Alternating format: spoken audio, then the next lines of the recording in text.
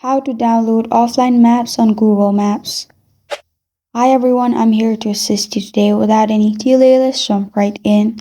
First, open Google Maps. You'll find this kind of screen pop up. Click on your profile located at top right corner of your screen. After you click on your profile on top right, you'll find offline maps in here. Click on offline maps. After that, you will find this kind of screen pop up. Click on select your own map, which is at the bottom. Then simply select the area you want to download. You can zoom in or zoom out. After you've selected the area, click on download located at the bottom, which is below learn more.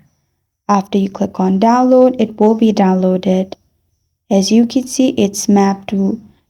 If you want to rename it, click on three dots and then click on rename. From here, you can change the name and then press on save.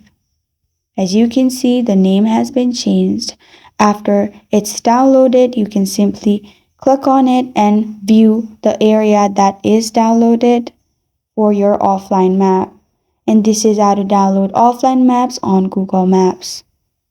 Thank you for joining me today. If this video helps you out, please leave a like and subscribe for more.